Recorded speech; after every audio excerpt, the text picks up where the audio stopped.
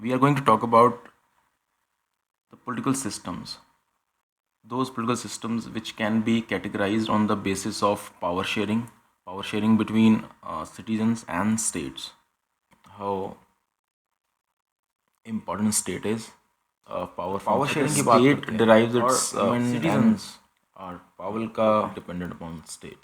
Model हम देखेंगे आगे The जाके. state derives its sanctity of the chapter. they State have done a derives its phenomenal power work, and obviously in the field of our structural citizens functionalism, criterias रहने वाले how हैं they dependent upon derived state. हमारे मन That में approach, right? that is comparing जो of the chapter criterias different रहने kind of वाले हैं while reading and this obviously systems, political systems. Major criterias रहने वाले मेन हैं that as थिंग well. हमेशा हमारे माइंड में क्लियर रहना But चाहिए. right now if we जो talk कि about क्राइटेरियाज रहने वाले हैं main while power reading sharing this की बात chapter. करते हैं element and totalitarianism मेजर का मेन थिंग हमेशा हमारे मॉडल हम माइंड में देखेंगे क्लियर आगे रहना जाके. चाहिए. political systems. So we will go through that as well. But right now, if we talk about three main categories: totalitarianism, authoritarianism, and democratic system, liberal democratic system. So the basic thing, yeah, that basic idea which should get into our heads, and that is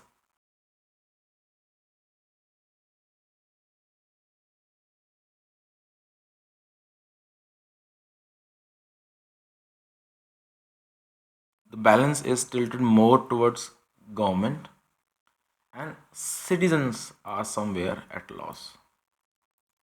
पूरा loss पे. In authoritarian system,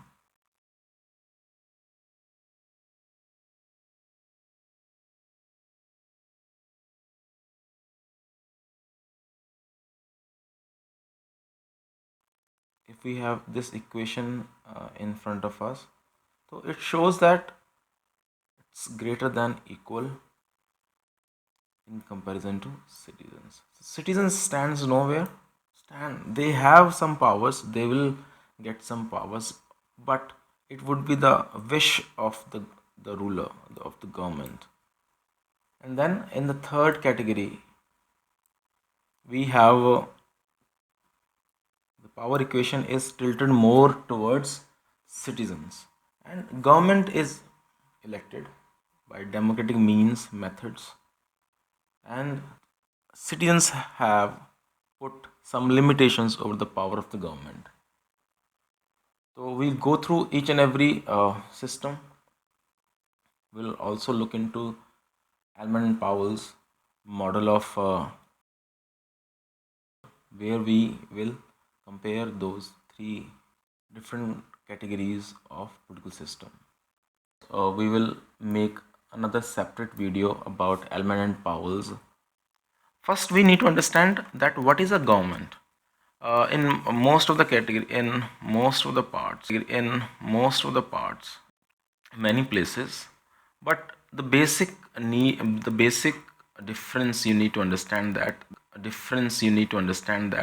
if we take analogy of a bus, the state is equivalent to a bus, and the government the government the government is like a driver. As the driver has the control in running the bus, same way government has control over the state. And sometimes we usually interchange these terms, state and government, but we never interchange, we never use driver and bus as the same. Government decide करता है what would be the nature of the state, what kind of political system would be there in a state, right? So on the basis of that, totalitarian state where government has taken the full control in the hands of the one ruler, right? Complete control. And that head in authoritarian we had seen in earlier we will also look into definitions and then system We will also look into definitions. Authoritarian system. In authoritarian system, we'll also look into definitions broadly, which is like, में normally देखा जाए तो it's more tilted towards totalitarian form of government. Authoritarian ruler का या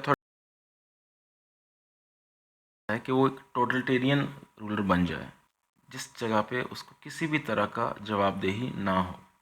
इस system में जो authoritarian government है जो किसी भी वजह से चुन के आई है, कूप से या इलेक्शन से, लेजिटिमेट तरीके से चुन के आई है, लेकिन जब वो चुन के आई है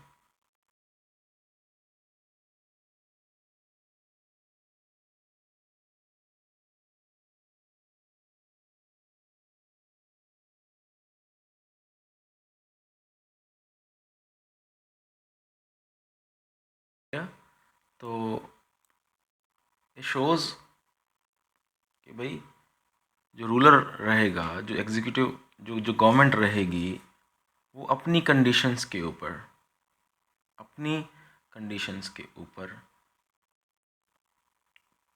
सिटीजन्स के साथ पावर शेयर करेंगी और वो बहुत ही ज़्यादा ब्यास्ड शेयरिंग होगा, वो बहुत ही ज़्यादा अनफेवरेबल होगा सिविल लिबर्टीज़ के लिए. देन डेमोक्रेटिक सिस्टम में अगर हम देखें, गवर्नमेंट रहेगी and that government would be elected by the citizens and जो ब्रांचेस रहेंगी स्टेट्स की, legislature, executive and judiciary would be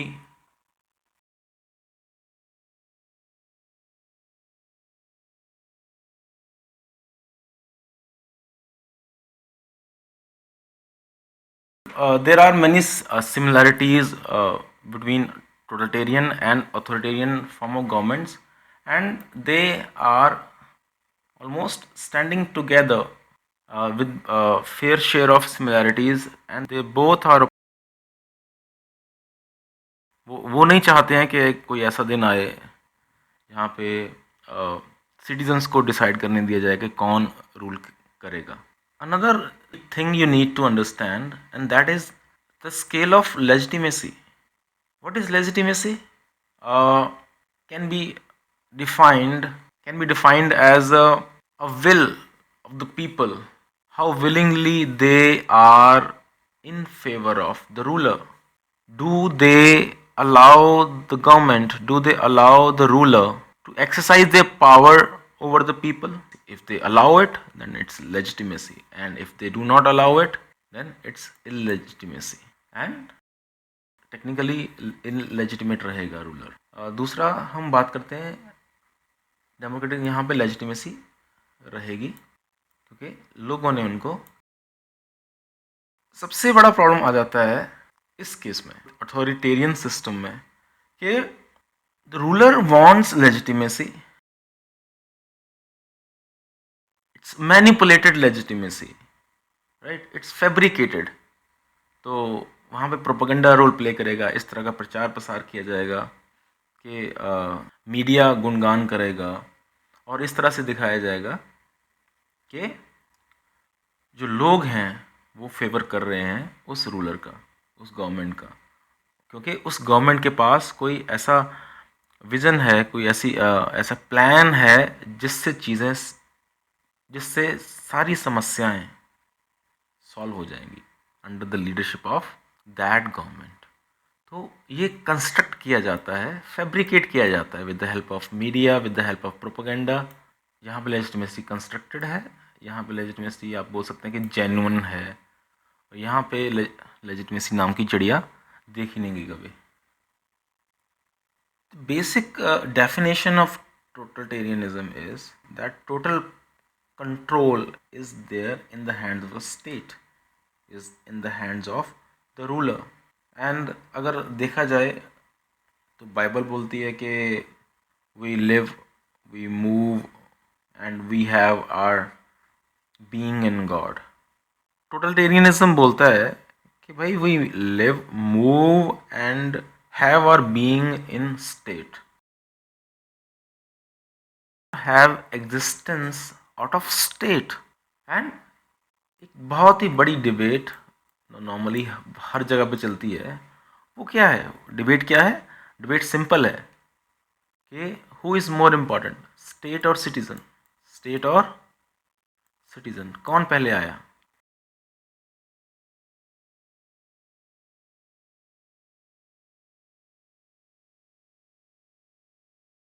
कौन ज़्यादा इम्पोर्टेंट है, गॉड या ह्यूमन? डिबेट रहीन समझा गया कहाँ तक पहुँचने का, लेकिन यहाँ पे आप समझने की कोशिश करें, जरिया है सिटीजन्स को कहाँ तक पहुँचने का। एक उनको individuals, citizens are subordinate to state. The authority of the state is, जैसा स्टेट चाहता है वैसे ही वो सिटीजन्स रहेंगे, वैसे ही वो जिएंगे। और क्या है, किस चीज़ के लिए? ये है उनका एंड। जिएंगे मरेंगे इसके लिए, स्टेट के लिए, वैसे ही वो जिएंगे किस चीज़ के लिए? ये है उनका एंड, इसके लिए, स्टेट के लिए। टोटलिटेरियनिज्म किसी भी तरह का पावर शेयरिंग में विश्वास नहीं करता है, इंस्टीट्यूशंस के साथ अपनी पावर शेयर करना चाहता है। That's why legislature, executive and judiciary, तीनों के ऊपर ही उसका जो रोल है, कंट्रोल है, वो डिफाइंड है। टोटल कंट्रोल जो अनचेक्ड हो, विदाउट लिमिटेशंस हो, विदाउट लिमिटेशंस हो, और एक सिंगल आइडियोलॉजी के साथ वो सबके ऊपर काम करती है। किसी भी तरह का जो प्लूरलिज्म है उसको पसंद नहीं है, उसको बिल्कुल भी ज़रा भी पसंद नहीं है। Pluralism is diversity, diversity of culture, diversity of language, diversity of identity. Totalitarianism जो है वो is against individual liberty and constitutionalism. Constitutionalism simple सी बात बोलता है, the government would rule as per the laws mentioned in constitution is in social contract theory. The agreement between the ruler and the citizen is clear. Laws, terms and conditions between the relationship of the citizen and rulers. Both citizens as well as ruler would respect those terms and conditions. So that idea further develops into constitutionalism. So, totalitarianism is totally opposed to a democratic state. State is regarded as end and individual as a means.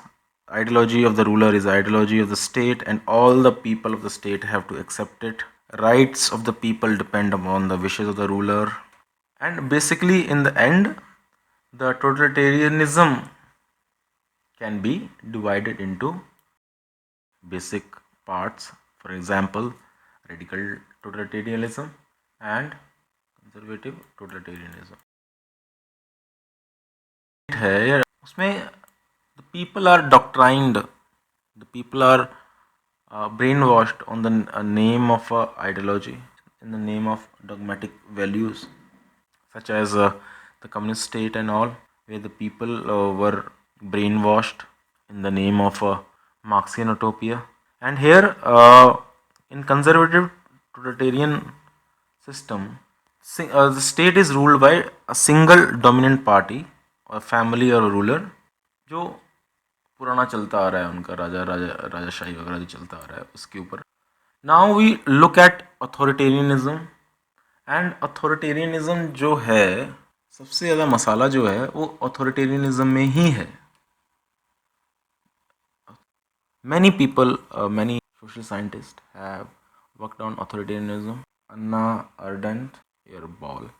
If we look at the basic definition of authoritarianism, It is very simple. In very simple words, all authority and power are concentrated in the hands of a few, as the government whose rule is essentially not responsible, and the people participate in few of their decisions but are subject to all of them.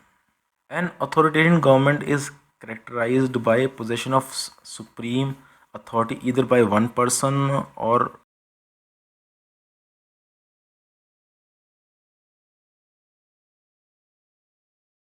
and it is characterized by a strong centralized government structure in which the executive dominates the legislature, as well as when we look at it,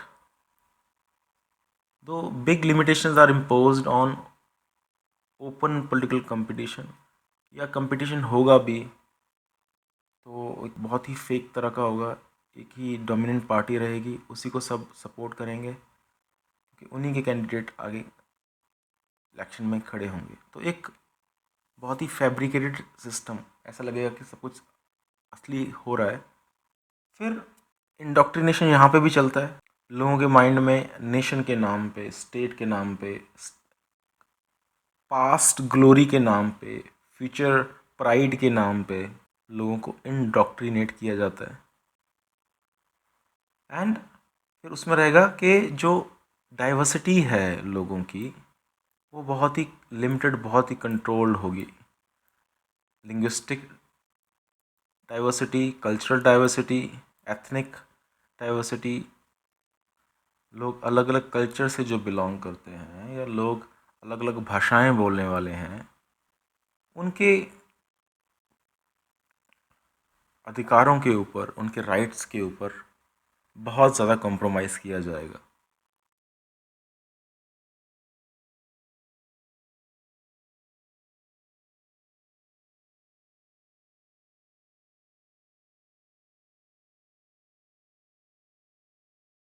वो constitution ही रहता है, वो bucket list बन जाता है।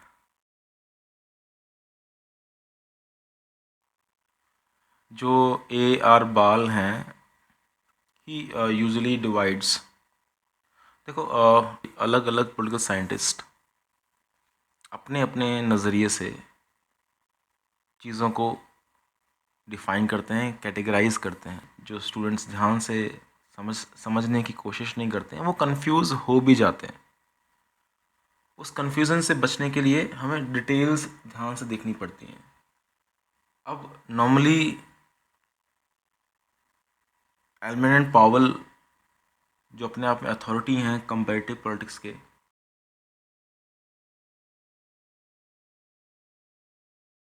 स्टेबलाइजेशनल conservative authority state and second is modernising authoritarian state. लेकिन A.R. बाल जो हैं वो क्या बोलते हैं कि भाई एक तो ट्रेडिशनल अथॉरिटेरियन स्टेट रहेगी, मेजर ब्रॉडली इनका कॉम्बिनेशन।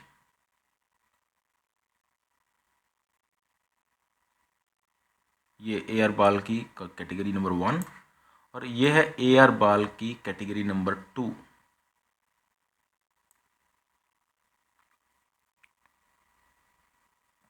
फर्स्ट को वो बोलते हैं traditional authoritarian state, and second जो थी अकॉर्डिंग टू A.R. बाल, that is modernising authoritarian state.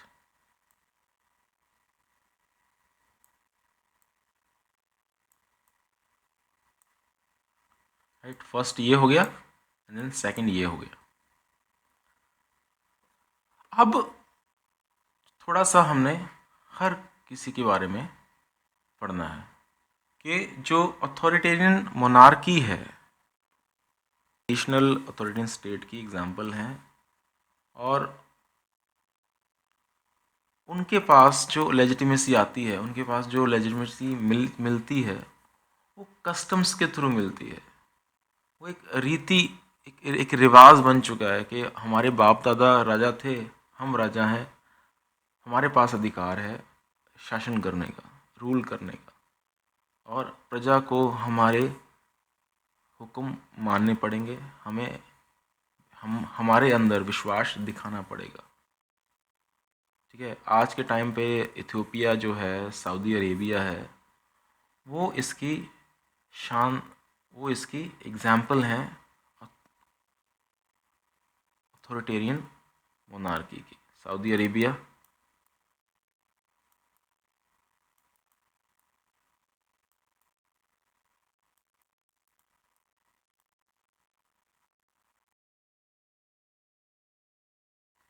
And Ethiopia.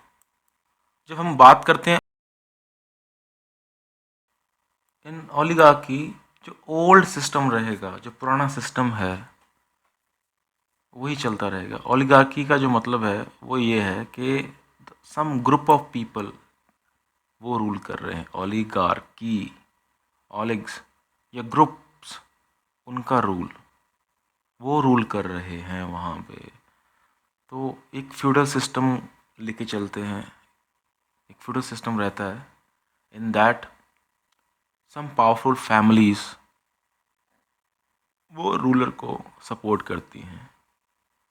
ठीक है, वो उसको टैक्सेशन के ज़रिए हेल्प करती हैं, स्ट्रॉन्ग करती हैं। ठीक है, लैटिन अमेरिका, जो साउथ अमेरिकन कॉन्टिनेंट है, वहाँ पे इस तरह का सिस्टम चलता रहा है काफ़ी देर तक। लेटेस्ट जो रहा आपका निकारागुआ, जो 1979 तक इस सिस्टम को फॉलो करता है। जब then we move on to the second category of AR Ball, which talks about modernizing authoritarian state. In that, new oligarchies, semi-competitive authoritarianism, socialist authoritarianism, military regimes जो हैं वो सेकंड कैटेगरी में आते हैं। तो फर्स्ट जो न्यू ओलिगार्की में urban areas, urban educated जो लोग हैं या जो पावरफुल लोग हैं अर्बन एरियाज़ के, countries like Tunisia, countries like Philippines, Cameroon, they followed this system। And इसमें क्या नॉर्मली रहता है कि ब्यूरोक्रेट्स को बहुत ज़्यादा पावरफुल बनाया जाता है, and with the help of bureaucratic class, rulers के पास अनलिमिटेड पावर रहती है। After that we come to semi-competitive authoritarianism। Just divide this long word, just इसको डिवाइड कर दो बीच में से, सेमी कम्पिटिटिव अथॉरिटेरियनिज्म। बड़ा ही सिंपल रहेगा इसमें कि कंपटीशन होगा पावर के लिए, लेकिन वो जो पॉलिटिकल कंपटीशन होगा पावर में आने के लिए, बहुत ही डिफाइंड वे में बताया जाएगा कि सिर्फ कुछ लिमिटेड लोग ही पार्टिसिपेट कर सकते हैं। वो किसी खास सोसाइटी के लोग होंगे, वो किसी खास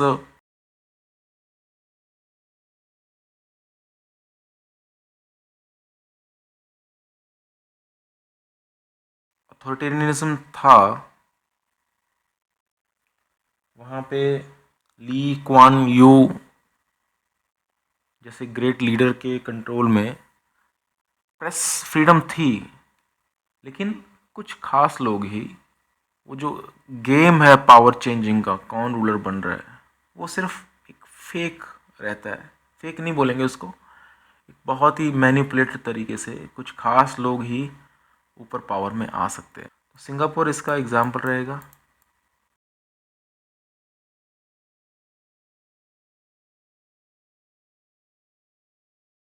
सोशलिस्ट अथॉरिटेरियनिज्म में वन गोल सेट किया जाता है, भाई on the basis of communism, on the basis of socialism, we want to construct a egalitarian society, so there would be one party system, and most of the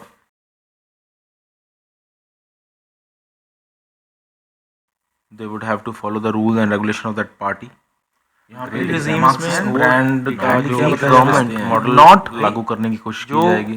power में आए ठीक है, क्योंकि egalitarian society बनाने की वहाँ बात पे की जाएगी, पॉलिटिकल वीक वैक्यूम बन गवर्नमेंट चुका पे था, इलेक्शंस not होंगे लेकिन capable single enough, party system से इलेक्शंस aided होंगे, by not a capable enough weaker government to उसके बाद आता है मिलिट्री रिजीम्स अर्लियर, उसके बाद आता and है that to weak subjugate government could not revolutionary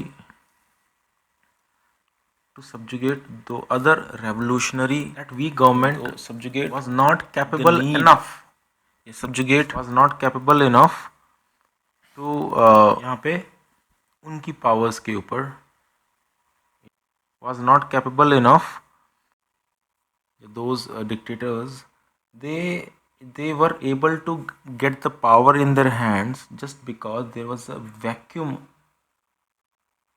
existed in the country, and there was a need of a strong ruler. So that particular ruler, with the help of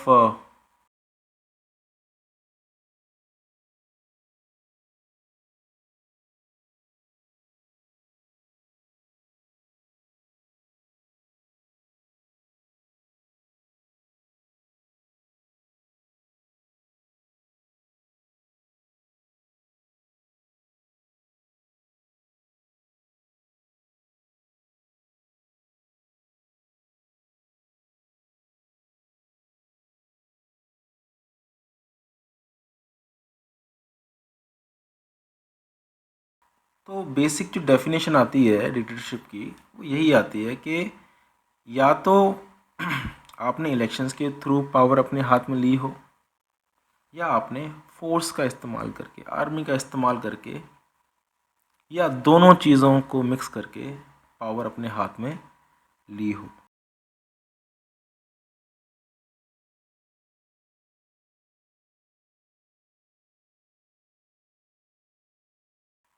Saddam Hussein is another example of that.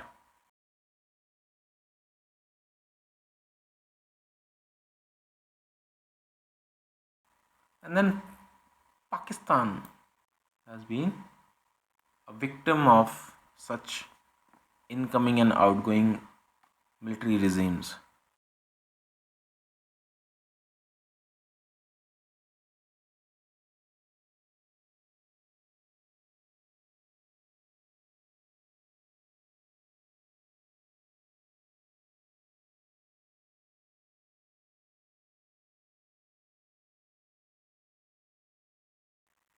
In democratic system, those political parties will fight open elections, and there will be a strong will of the people to elect that particular political party which they think can fulfill people's aspirations. So there will be manifestos, there will be rallies, there will be exchange of opinions, there will be exchange of ideas, there will be debates. So it shows a democratic culture of a country where power struggle is more open and is not limited to a particular section of powerful group, or it's not in the hand of a one government. Is open to all. Everyone participates in that power struggle, and that transition, the transfer of power from one government to another, it's very peaceful, very systematic. If we compare that with those other dictator, yeah, other totalitarian states, their power transition will be violent, and there may happen a bloodbath, bloodshed. In liberal democratic system, there will be there will be protection for all kind of pluralism, be it linguistic, cultural, racial, ethnic, all kind of pluralism जो है उसको respect किया जाएगा. Diversity, all kind of diversity को respect किया जाएगा, protect किया जाएगा. हर तरह की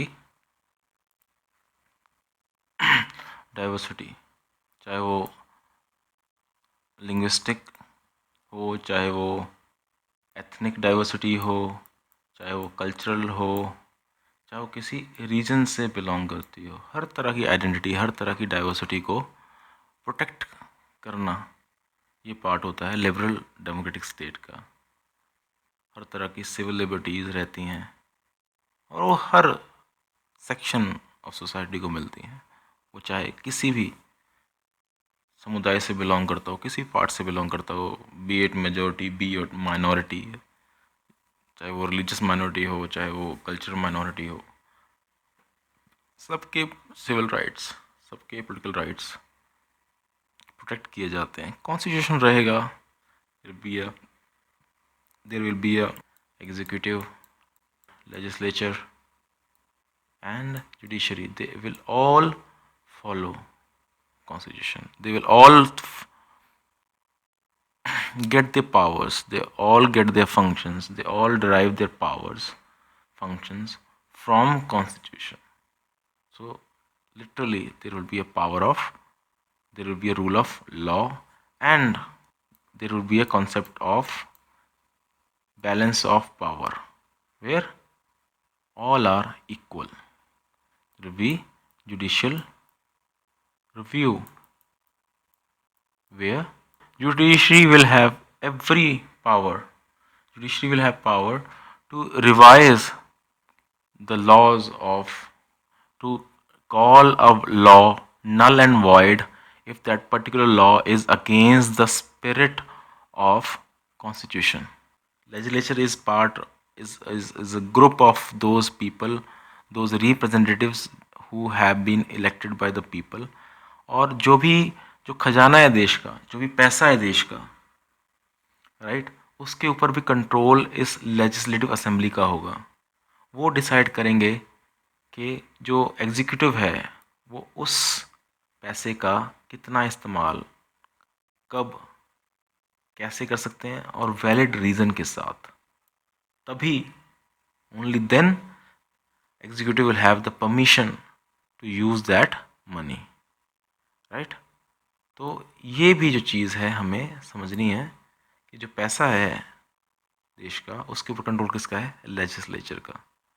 एग्जीक्यूटिव का भी रोल डिफाइन किया गया है, एग्जीक्यूटिव के ऊपर भी बहुत सारी पाबंदियां लगाई गई हैं, जिसमें ये रहेगा कि जो पॉलिटिकल एग्जीक्यूटिव क्लास है वो ब्यूरोक्रेट्स के साथ मिलके, जो ज़्यादा एक्सपर्ट्स होते हैं, जो नॉन पॉलिटिकल होते हैं, वो किसी पार्टी को बिलोंग नहीं करते हैं, उनके पास टेक्निकल नॉलेज होती है चीज़ों की, उनके साथ मिलके लोगों की ज़िंदगी को बेहतर बनाने के लिए काम करेंगे। अब लिबरल डेमोक्रेटिक स्टेट्स के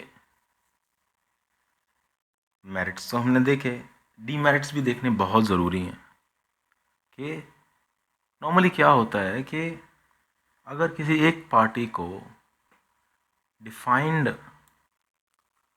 जब किसी एक खास पॉलिटिकल पार्टी को क्लियर मैंडेट नहीं मिलता है, तो उस सिचुएशन में एक स्ट्रॉन्ग गवर्नमेंट, एक स्ट्रॉन्ग गवर्नमेंट की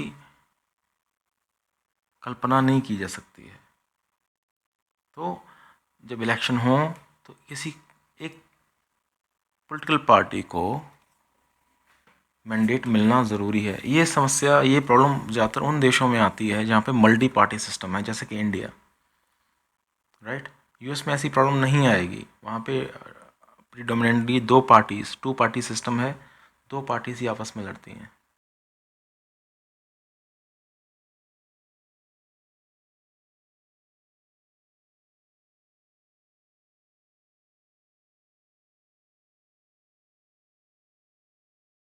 किसी खास विचारधारा के लोग डोमिनेंट हो जाएं।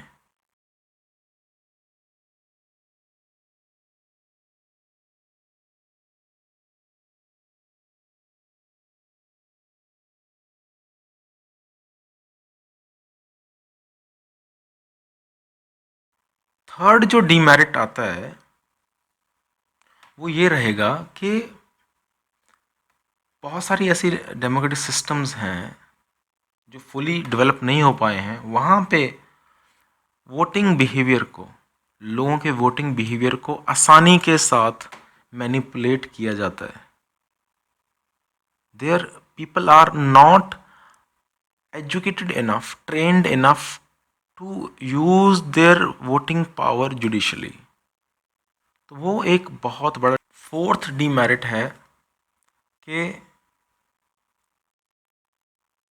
जो पॉलिटिक्स है वो बहुत ही ज़्यादा शैलो हो जाती है, शेडी हो जाती है, बहुत ही ज़्यादा घटिया लेवल पे आ जाती है जब जो कम्पिटिटिव पार्टीज़ जो हैं, पॉलिटिकल पार्टीज़ जो हैं, वो नेशनल यूनिटी, नेशनल इंटीग्रिटी को ध्यान में ना रखते हुए, अपने पर्सनल इंटरेस्ट को ध्यान में रखते हुए घटिया पॉलिटिक्स करते. द फिफ्थ डिमेरिट इज़ कि डेमोक्रेटिक सिस्टम बहुत ही ज़्यादा एक्सपेंसिव है. तो इन डिमेरिट्स को ख़त्म करने के लिए हमेशा एक चैलेंज यही बना रहता है कि एक ज़्यादा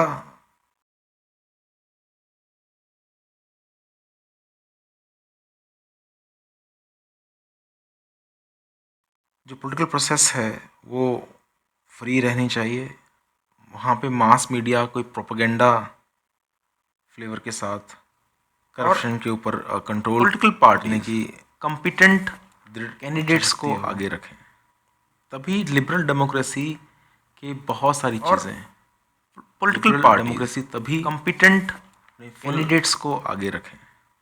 तभी लिबरल डेमोक्रेसी फ्लेवर के बहुत सारी चीज़ें काम कर पाएगी. लिबरल डेमोक्रेसी तभी. Now before ending this, before flavour के साथ to the, now we actually look at, now before end if we look at the real world situation, so there is one magazine, The Economist. They conduct a survey to make their democracy index every year, and they have main 5 categories. On that basis, they give score according to in each category, and then there is a aggregate of all the marks. There is an average of all the categories. And what are those 5 main categories? What kind of electoral process is there? Her parties, her section जो है society का, उसको representation मिल रहा है कि नहीं मिल रहा है. ठीक है, फेयर इलेक्शंस हो रहे हैं कि नहीं हो रहे हैं, गवर्नमेंट की फंक्शनिंग है सही तरीके से हो रही है कि नहीं हो रही है, कहीं जो एग्जीक्यूटिव है वो डोमिनेट तो नहीं कर रही है लेजिस्लेचर को या जुडिशरी को. जो पॉलिटिकल पार्टिसिपेशन है लोगों का, क्या वो है उस लेवल पे जिस लेवल पे होना चाहिए. लोगों में कैसा पॉलिटिकल कल्चर है, मीडिया कैसा रोल प्ले कर रहा है, लोगों के फंडामेंटल राइट्स, सिविल लिबर्टीज़ कितनी प्रोटेक्टेड हैं. इन पैरामीटर्स के ऊपर जो स्कोरिंग की जाती है और रैंकिंग की जाती है. First of all we look at totalitarian.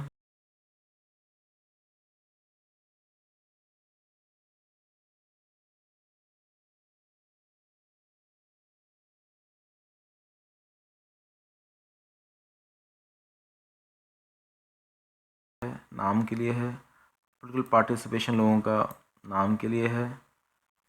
Government जो है, गवर्नमेंट के जो काम है, फंक्शनिंग है, वो क्वेश्चनेबल है. और there is zero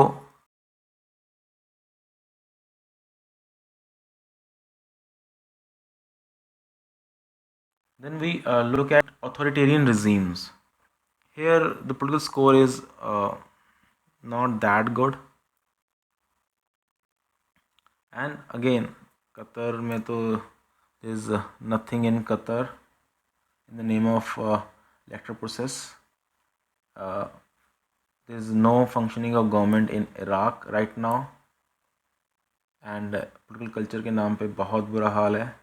And then civil liberties, just look at the civil liberties, the condition of civil liberties in these countries, very poor, very poor. And then we'll look at the top ranking countries. Here look at the civil liberties, perfect, Political culture, perfect, 10 out of 10. Political participation, 10 out of 10. And electoral process, just phenomenal. Just look at these countries. Most of these countries are Scandinavian countries, just except New Zealand, Norway, Iceland, Sweden, Finland, Ireland, Denmark. Here some flawed democracies, कुछ कमियां हैं लेकिन फिर भी they stand good. Now look at the overall ranking of most of the countries. So our concern must be with India, where India stands. We will look for India. Here is India, stands at rank of 51 and overall score is 690. Look for our neighbor Pakistan. Where is Pakistan, man? Last time Pakistan was at the rank of 118. So this year they have jumped 10 points above, and India was standing around 48, if I'm not wrong, and it had slided down in ranking. So here are all the totalitarian states. Here almost all the authoritarian states. These are the full democracies, and these are the flawed democracies. At the end of this video, we look at this map that it looks colorful, but if we it will become meaningful for you if you look at this point system which follows a color scheme. The darkest green is refers to those countries which have achieved highest score in democracy index. Canada, Scandinavian countries, Iceland, Australia, New Zealand, they're doing fine. And then these flawed lighter shades of green, they represent flawed democracies. Then authoritarian regimes, China, Middle East, African continent. End here and share your feedback. Like, subscribe, and comment. Your feedback is very important. Signing off, Neil. Peace.